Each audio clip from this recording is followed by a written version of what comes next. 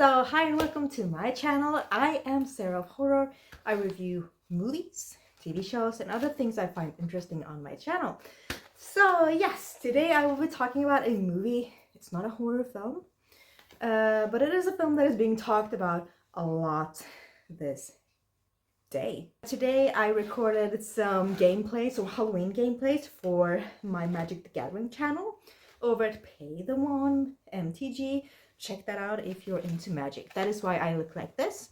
And so I was purging today, you know, the Kiss Me mask, and I will be taking off the makeup while talking about a specific movie. But yes, earlier this week I was invited to a gala premiere, a preview of this little film called Megalopolis. Yes, you know, the new film by Francis Ford Coppola. And you might have heard that you know, he invested $120 million. Yeah, you heard $120 million. Yes, that's correct. Of his own money into this project, Megalopolis. I was invited, had no idea like what kind of film it was, but I like Francis Ford Coppola's movies like Apocalypse Now and Godfather, and I heard that he put a lot of money, his own money, into this film, and I was like, you know, it's probably gonna look amazing. It has to be amazing for $120 million, right? So let's get into the technical stuff first, of course. So Megalopolis, it's from 2024. It's directed by Francis Ford Coppola. It's starring Adam Driver, Aubrey Plaza, Shia LaBeouf, Giancarlo Esposito, Jon Voight, Natalie Emanuel, and Lawrence Fishburne, among a lot of people, like a lot of people. Adam Driver, he has gotten a Nobel Prize for discovering this new material that can be used to build up this entire new city. But people are very hesitant to this. They are claiming that this new material is very dangerous and not safe.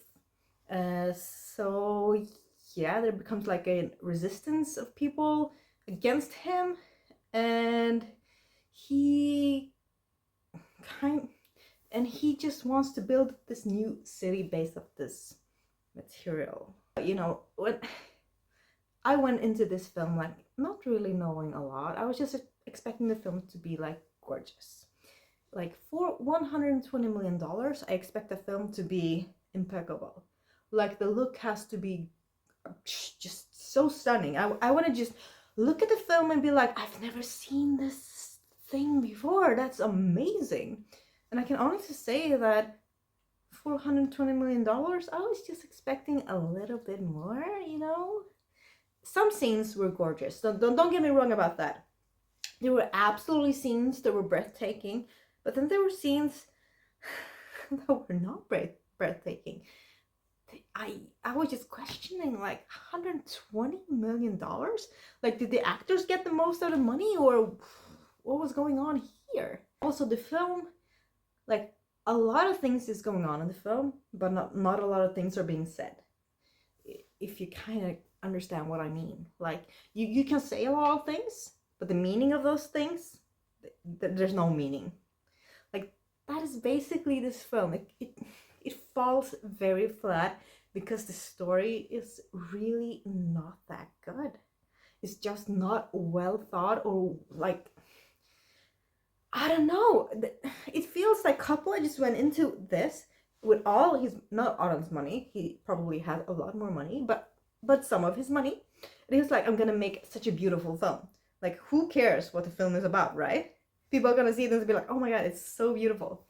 But it just falls flat. The story, it feels really weird because he has taken a lot of inspiration, like from the Roman times with the whole Caesar thing.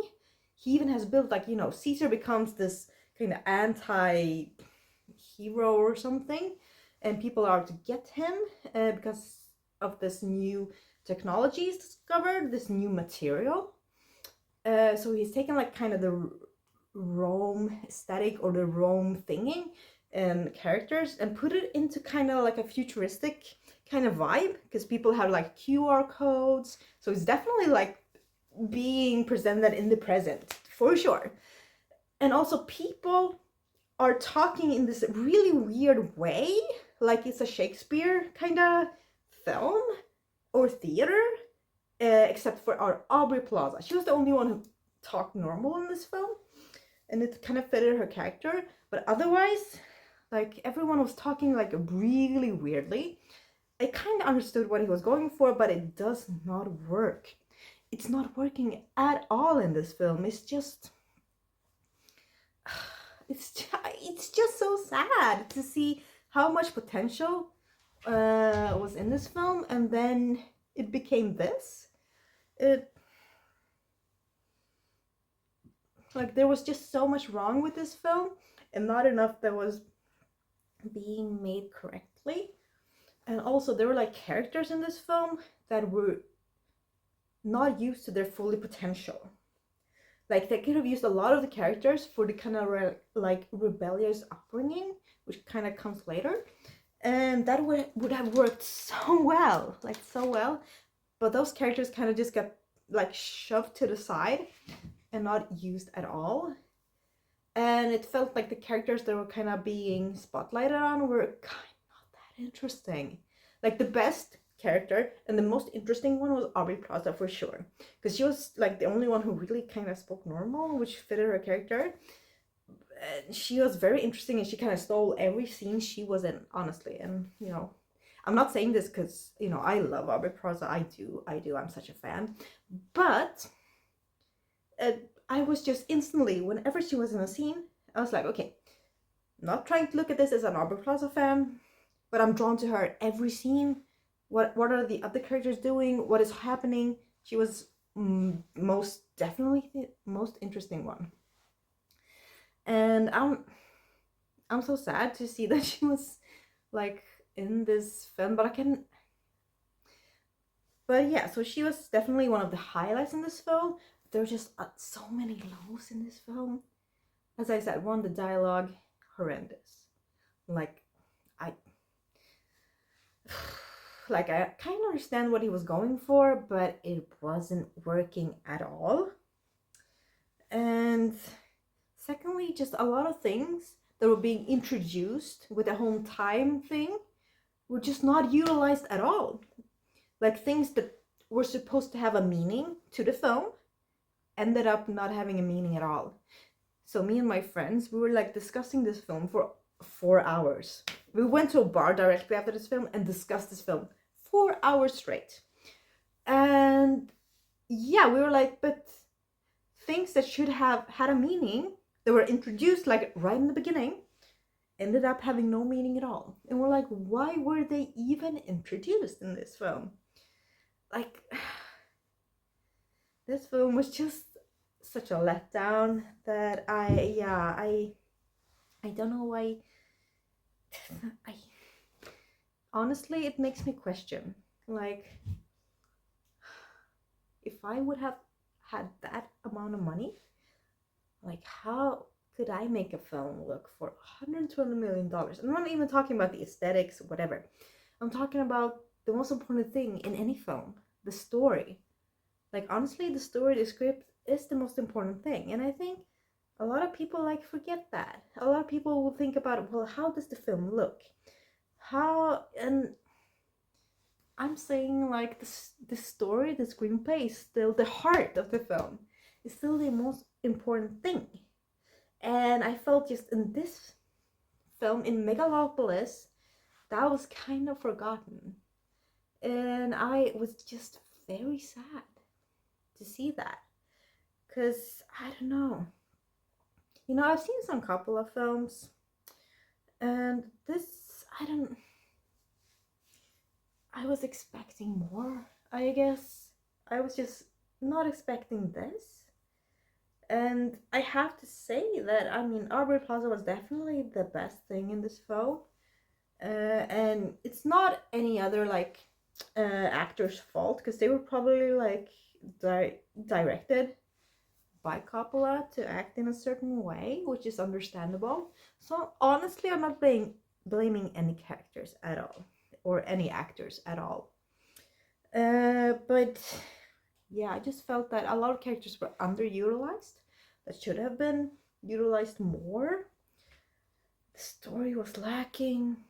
Like a lot of the CGI or like, you know, special effects or how the film looks was kind of lacking for a $120 million film.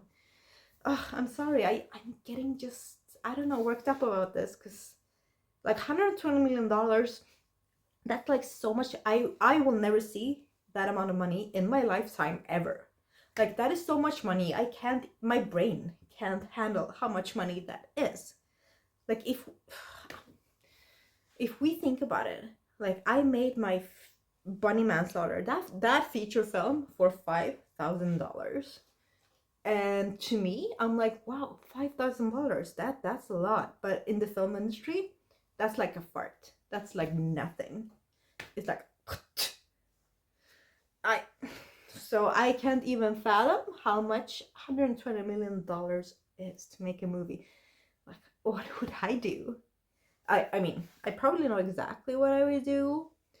But I mean, it would not be a film like Megalopolis. It's also known in Sweden as Megalopolis because someone just mispronounced it. It said Megalopis, and Megalopis means like a mega flea market. Yeah, Loppis is like a flea market where you buy like used things and stuff. So that became like a funny thing in Sweden. And I have to say I was very disappointed in this one, but at least it had like some nice effects and Aubrey Plaza in it, so I will not go like too harshly on it. But I had like read a lot of people or a lot of movie sites that had given this a low grade. I was like, you know what, let me make my own mind. Maybe it's not that bad, but honestly it is kind of that bad. Sometimes it looks nice, but that's about it. Like it says a lot without really saying anything. And yeah. But I'm super happy that I got the opportunity to watch it at the cinema. So yeah, I'm super happy for that. You know, you can't like every film you see. And yeah, that is just the case in this one. So what will I give this one? I'm giving this one a 4 out of 10. A 4 out of 10. Yeah. Yeah. Oh, you have to excuse this one. This is an actual wound. Sometimes I have sharp fingernails, and I just did that to myself. But in other news, oh, it got a little dark inside. Don't worry. Oh, no, it's cool. So in other news, my second feature film, Bunny Manslaughter, will actually having its world premiere on October 12th. So yes, it will be screened at the Monsters Film Festival. I'm super happy. It is a horror comedy, very inspired by the shot on video VHS era slasher scene. So I'm super happy. It's about a killer bunny or a man in a bunny suit who kills people, basically. It's a horror comedy. It's like, don't take it seriously, but I'm very super happy to be able to screen this at like my favorite festival ever. And it has also been accepted to more festivals, but I can't talk about that just yet, so shh. But yes, you know, this is the beginning for Bunny Manslaughter. It will still make its festival rounds, and then we will go forward with some distribution deals and maybe streaming deals, and then finally, you know, DVD and Blu-ray and whatever will come. But I'm super happy, and it's been a while since I've released like anything, it seems. So I'm super happy to have Bunny Manslaughter, to present it, and I will be a guest at several festivals. And I am really thankful for the opportunity to be able to screen my film and also to be there in person. And I'm, you know, if you're in Sweden and you want to see my film, then please go there. You know, if you want to see a Q&A or meet up in person and ask me questions, then, you know, you're very welcome to do that. And I am really super happy. And also I have some interviews coming up where you get to know more about the film itself. And yeah, I am just very happy, and I'm so thankful for everyone who worked on the film, both in front of camera and behind the camera, and they will, you know, forever have my gratitude. And I'm super happy. As I said, the budget for this film was $5,000, like included, like for the special effects, for equipment, for paying people, for having food on set, and just everything. So yeah, I mean, we worked with a minimal budget, micro budget, but somehow we made it work, and I'm super happy. And yeah, if this is your type of film, I know that the stardom video style, VHS style, is not for everyone. So if that's not your cup of tea, I understand. It's fine. You don't have to like the film. But if it is your cup of tea, or you're kind of interested in the film, you can head on over to my YouTube channel called Bloody Fierce Productions. It's my production company's YouTube channel. You can see the trailer, behind the scenes stuff, and also you can follow me on Patreon and just support my upcoming movies, of course. And yeah, so yeah, I just wanted to take a few minutes and talk about that as well, because I haven't addressed that yet, and some people have been asking about that, about my upcoming movies and stuff. So that is the status for that now. But yeah, if you have any questions about my upcoming movies or my filmmaking, then please write it down in the comments below, and I will try to answer as best as I can. But I just want to say to all of you who's been following my channel for a while, like a few years or for a while, I want to say thank you so much. You are all amazing. I'm so super happy to have you, and yeah, it really brightens up my day when you support me, and you know, I see I have a comment, a like, or some engagement from you. I'm so super happy. So thank you all so much. And also, I will hope you have an amazing week ahead of you. And don't forget to give this video a like, and also comment what you think about Megalopolis, or about body manslaughter, or whatever. Just comment something, comment a bunny for the engagement, for the algorithm. And don't forget to subscribe, and I will see you in the next video. So thank you so much.